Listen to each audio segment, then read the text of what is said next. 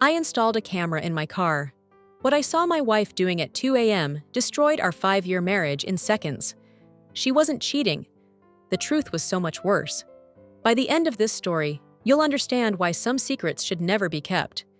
My name is David Morrison, and I thought I had it all figured out. I'm 34, work as a software engineer in Austin, Texas, pulling in a solid 6 figures. My wife, Jessica, 32, works as a marketing consultant from home. We met 6 years ago at a friend's wedding in Nashville. She was the maid of honor, I was the best man. It was like something out of a romantic comedy. We got married after a year of dating. No kids yet. We always said we were waiting for the right time. Jessica wanted to focus on her career first, and I respected that. We had our dream home in a quiet suburb, 2 cars, took vacations to Hawaii and Europe. From the outside, we were living the American dream. But 3 months ago, everything started to change. It began small. Jessica started going on these late-night walks. She'd say she couldn't sleep, needed fresh air, had to clear her head from work stress.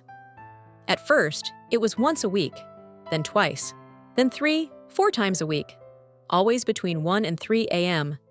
"Babe, are you okay?" I asked her one night as she laced up her sneakers at 2:15 in the morning. "This is the 4th time this week." She smiled, but it didn't reach her eyes. "I'm fine, David, just restless. My therapist says walking helps with anxiety. You know how stressful the Thompson campaign has been." She did have a big client, Thompson and Associates, some tech startup looking to rebrand. So I believed her. But then I noticed other things. Strange charges on our joint credit card. Target purchases at midnight. Baby formula, diapers, children's Tylenol. When I asked about it, she said she was buying gifts for her coworker's baby shower. "Another baby shower?" I asked, looking at the 3rd charge that month. "Different coworker," she said quickly. "You know how it is in marketing. Everyone's having babies." Then there were the phone calls. She'd step outside to take them, speaking in hushed tones. Once, I heard her say, "I know, sweetheart, I'll be there soon. Auntie Jess loves you so much." "Who was that?" I asked when she came back inside. "My niece, Emma. She's been having nightmares." Jessica's sister, Rebecca, lived in Houston with her daughter. It made sense, but something in my gut said otherwise. The breaking point came on a Tuesday night in late November. I woke up at 2:47 a.m. to an empty bed. Jessica's car was gone. I called her cell, straight to voicemail. I checked Find My iPhone. Her location was turned off. She came home at 5:30 a.m., just as the sun was rising. "Where the hell were you?" I demanded. "I've been calling you for 3 hours." She looked exhausted, her eyes red. "I told you, I went for a drive. I needed to think. My phone died." "A 3-hour drive? Jessica, what's going on?" "Nothing." "God, David, why are you interrogating me? Can't I have some space?" That's when I knew. Something was very, very wrong. I did what any suspicious husband would do. I checked our credit card statements going back 6 months. What I found made my blood run cold. Over $2,300 at Target, Walmart, and Buy Buy Baby. Not gifts, necessities. Diapers in multiple sizes, formula, baby food, children's clothes ranging from newborn to 4T, a car seat, a stroller. Then there were Venmo transactions. $500 to someone named Melissa Hartley, with notes like, "For little man," and "This month's help." $800 to a pediatric clinic in Round Rock, just outside Austin. $1,200 to Bright Futures Daycare. In total, over $15,000 in the last 6 months alone. My hands were shaking. We didn't have kids. Jessica couldn't be pregnant. We'd been intimate regularly, and she had her period every month like clockwork. I needed answers, but I needed proof first. I called my buddy Marcus from college. He'd become a private investigator in Dallas after leaving the police force. We'd stayed close over the years. "Mark, I need your help. I think Jessica is hiding something, and I need to know what." "Say no more, brother. Send me her details." I also did something I'm not proud of. I installed a hidden dash cam in Jessica's SUV.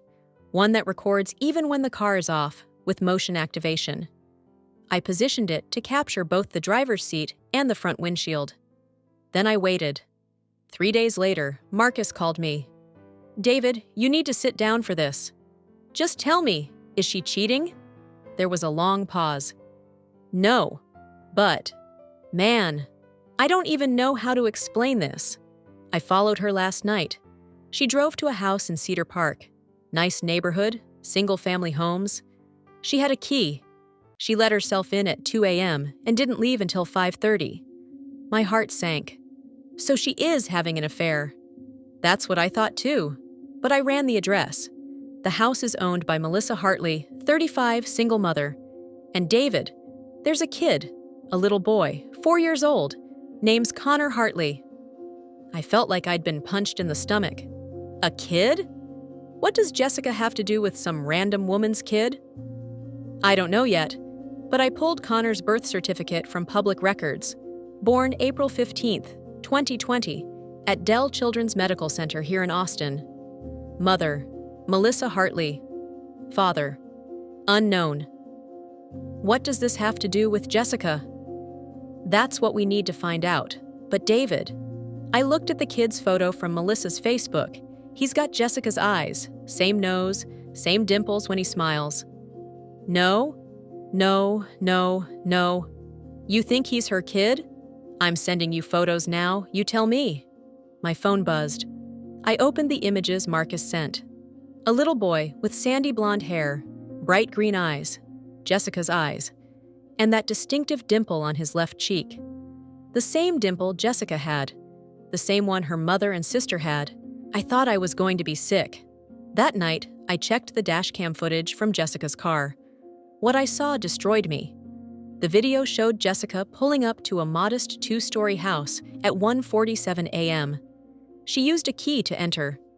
The interior camera showed her face, and she was smiling. Actually smiling in a way I hadn't seen in years. The audio picked up everything. "Mama!" a little boy's voice called out. "Mama! Hey, baby boy, did you have a nightmare again?" Jessica's voice, soft and loving.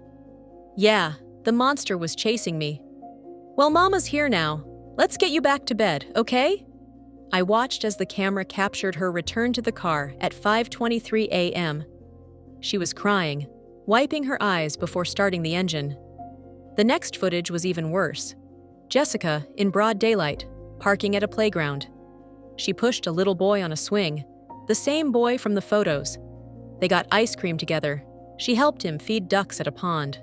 She held his hand as they walked. She was living a completely separate life, a life where she was a mother. I couldn't take it anymore. I called Marcus back. "I need everything. Birth records, hospital records, everything you can find on Connor Hartley and Melissa Hartley."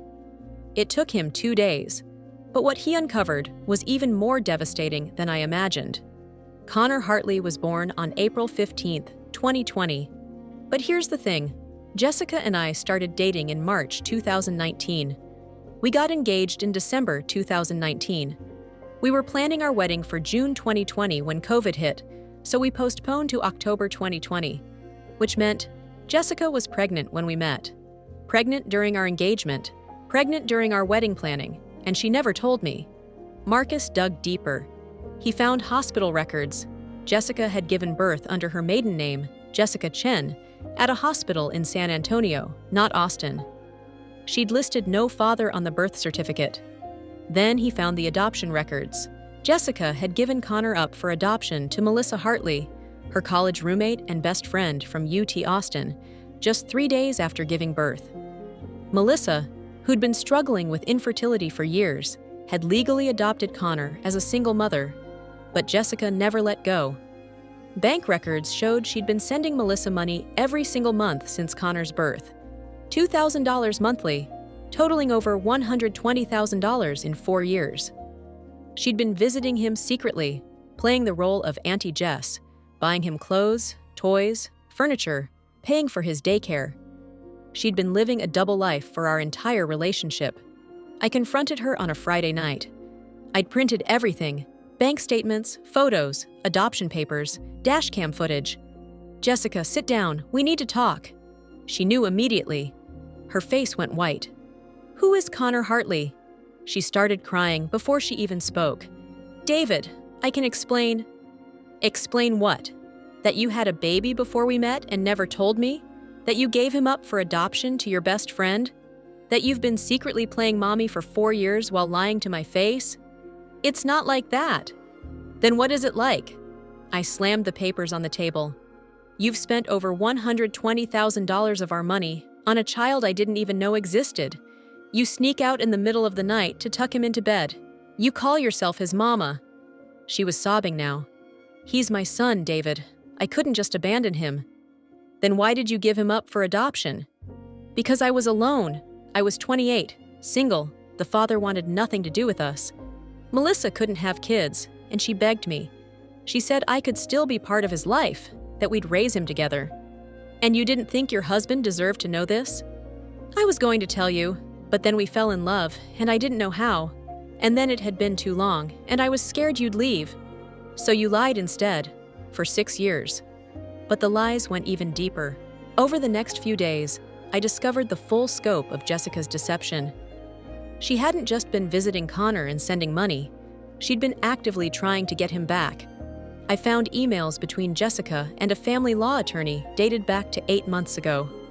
She was building a case to reverse the adoption, claiming that Melissa had violated their co-parenting agreement. An agreement that was never legally binding, just a handwritten note between friends. Jessica had been documenting everything: times Melissa worked late, instances where Connor stayed with a babysitter, any moment that could paint Melissa as an unfit mother. She was planning to sue for full custody, and she was going to use my money to do it. The attorney had quoted her $45,000 for the custody battle, but it got worse. I found a secret bank account in Jessica's name only. She'd been diverting money from our joint account, money I thought was going toward her business expenses and marketing courses. Over $30,000. She'd also taken out a $25,000 personal loan without telling me, using our house as collateral. When I confronted her about the custody plan, she didn't even deny it. "He's my son, David. Melissa has had him for 4 years. I've missed everything: his first steps, his first words, his first day of preschool. I can't do this anymore." "You chose adoption, Jessica. You can't just change your mind years later." "Melissa can't give him what I can. She's a single mother working 2 jobs. I can provide a stable home, 2 parents, a better life." "2 parents? You mean me? You expect me to just, what, accept this? Raise a child you lied about for our entire marriage? I thought you loved me. I thought you'd understand." "Love isn't built on lies, Jessica. Everything about us is a lie." Then came the most shocking revelation of all. I called Melissa Hartley. I felt she deserved to know what Jessica was planning. "Mr. Morrison, I've been expecting your call," she said quietly. "Jessica doesn't know this, but I hired my own lawyer 3 months ago. She's been getting more aggressive, more possessive. She started telling Connor to call her Mama instead of Auntie Jess. She bought him a bedroom set and told him he'd be living with her soon." "She what?" "She's been trying to turn him against me, telling him I don't love him enough, that I work too much, that she can take better care of him. Connor's been having nightmares, anxiety. His preschool teacher called me about behavior changes." "Melissa, I'm so sorry. I had no idea about any of this." "It's not your fault, but you should know. Jessica isn't who she says she is." "What do you mean?" "The father. She told you he wanted nothing to do with Connor, right?" "Yes." "That's not true. His name was Ryan Mitchell. He was Jessica's fiancé. They were engaged when she got pregnant. He was thrilled about the baby." My blood ran cold. "What happened?" "Jessica cheated on him. He found out when she was 6 months pregnant. DNA test proved Connor wasn't his. So he left. The real father is some guy she had a one-night stand with. She doesn't even know his last name." "So she lied about that too." "She lied about everything, David. She told me she gave Connor up because she wasn't ready, because she wanted to focus on her career. But the truth? She was ashamed. She didn't want the stigma of being a single mother with a child from a one-night stand. But now that she's married to you, now that she has financial stability and respectability, she wants him back. The next 2 weeks were a nightmare. Jessica moved out and stayed with her sister in Houston. She filed for separation, not divorce, because she needed to maintain our marital status for the custody case. A married couple looked better to family court than a single woman. She was still trying to use me, but I wasn't going down without a fight. I hired my own attorney and filed for divorce on grounds of fraud and financial infidelity. I also filed a complaint with the court about Jessica's custody case, providing all the evidence I'd gathered: the lies, the manipulation, the emotional damage being done to Connor. Melissa's lawyer thanked me. The evidence I provided strengthened her case significantly. Then Jessica made her biggest mistake. Desperate and spiraling, she broke into Melissa's house one night while Melissa was at work and Connor was with a babysitter. She packed Connor's things, his clothes, his toys, his favorite blanket, and tried to take him. The babysitter called 911. Jessica was arrested for attempted custodial interference and breaking and entering. Connor was traumatized. He didn't understand why Auntie Jess was scaring him, why she was yelling, why the police came. The court immediately issued a restraining order. Jessica was prohibited from coming within 500 feet of Connor or Melissa's home. All her visitation rights were terminated pending a psychological evaluation. Her custody case collapsed before it even started. But Jessica wasn't done. She showed up at my workplace, crying, begging me to help her. "David, please! They took my son away from me. I need your help. I need a lawyer. I need money." "He was never your son, Jessica. You gave him away, and then you lied, manipulated, and broke the law trying to get him back." "I'm his mother." "No, Melissa is his mother. She's the one who's been there every day for 4 years. You were just a ghost, a secret." "Please, David, I love you. We can fix this. We can still have a life together." I looked at this woman I thought I knew, this stranger I'd built a life with, and I felt nothing but pity. "There's no we anymore, Jessica. There never really was." The divorce was brutal. Jessica fought me on everything. She wanted half of our assets, alimony, everything she could get, all to fund more legal battles for Connor. But her arrest and the restraining order worked against her. The judge was not sympathetic. During our proceedings, even more came to light. Jessica had been lying about her therapy. She'd told me for 2 years she was seeing a therapist for work stress. I'd been paying $200 per session twice a month. She'd never gone to therapy. She'd been using that money for Connor: extra clothes, toys, savings for the custody battle. She'd also lied about a miscarriage early in our relationship. She told me she'd been pregnant 3 months after we started dating but lost the baby. I'd held her while she cried, supported her through the grief. It never happened. She made it up to explain why she seemed distant, why she was making secretive phone calls, because she was still processing giving Connor away and was crying to Melissa about missing him. Even our engagement story was a lie. She'd told me she'd never been engaged before, that I was her first and only. But Ryan Mitchell had proposed to her. She'd been planning a wedding with him when she got pregnant. Every major milestone of our relationship was built on deception. The final hearing came in late January. My lawyer presented everything: the financial records showing $150,000 plus diverted from our joint finances, the secret loan, the dash cam footage, the attempted kidnapping, witness testimony from Melissa, statements from Connor's therapist about the trauma Jessica had caused. Jessica's lawyer tried to paint her as a heartbroken mother fighting for her child. The judge wasn't buying it. "Ms. Chen," the judge said sternly, "you made a legal adoption agreement. You cannot simply decide years later to undo it, because it's now convenient for you. You've caused significant emotional harm to this child, violated the law, and defrauded your spouse. This court finds no grounds for custody and every reason to maintain the restraining order." Jessica collapsed, sobbing. The divorce was finalized. I got to keep the house, my retirement accounts, and most of our assets. Jessica was ordered to pay back the $25,000 loan she'd taken out, though I doubt I'll ever see that money. More importantly, the judge ordered her to undergo mandatory psychological evaluation before she could even request supervised visitation with Connor. Melissa was granted a permanent restraining order. It's been 6 months since the divorce was finalized. I sold our house. Too many memories. Too many lies embedded in those walls. I bought a condo closer to downtown Austin, started fresh.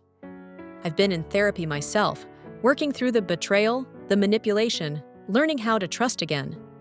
I found out through mutual friends that Jessica moved to Denver. She's working remotely for some tech company, living alone. She still sends Melissa money for Connor, $500 a month, court-ordered child support, since she's technically still his biological mother. But she hasn't seen him in over 6 months. The psychological evaluation revealed severe attachment issues and a pattern of manipulation. The therapist recommended against any contact until Jessica completes intensive therapy, which could take years. Connor is doing better, according to Melissa.